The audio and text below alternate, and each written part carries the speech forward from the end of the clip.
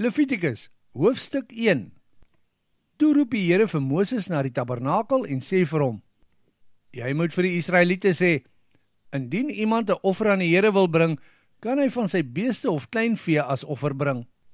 Die brandoffer wat hy bring uit sy beeste moet 'n bul wees wat geen liggaamlike gebrek aan hom het nie.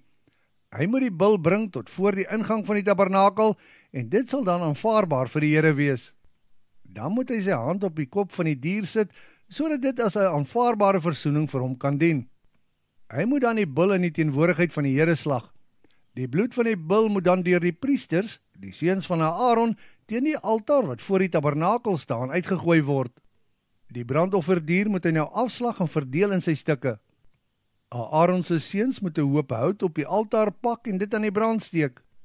Dan moet die priesters, die seuns van Aaron, die stukke van die offerdier, die kop en die vet, op die vuur van die altaar plaas. Die binnegoed en die pote van die offerdier moet hy egter eers met water afspoel, voordat die priester dit alles op die altaar verbrand as 'n geurende vuuroffer aan die Here. Indien iemand 'n offer uit sy skape of bokke bring as brandoffer, moet dit 'n ram wees waarin daar nie enige liggaamlike gebrek is nie. Die dier moet hy dan in die teenwoordigheid van die Here slag aan die noordekant van die altaar.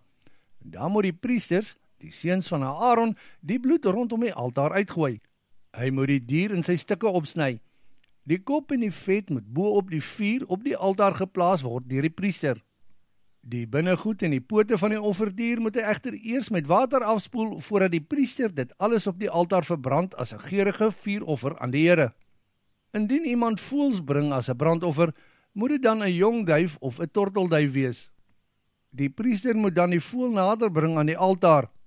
Daar moet hy die duif se kop afknyp en die op die vuur op die altaar gooi. Die bloed van die voël moet hy teen die altaar uitdruk. Hy moet ook die krop en die vere verwyder en op die asplek wat oos van die altaar is gooi. Die priester moet die voël aan die vlerke neem en dit oopskeer sonder om dit heeltemal uitmekaar te skeer. Dan moet hy dit bo op die vuur op die altaar verbrand as 'n geurende vuuroffer aan die Here.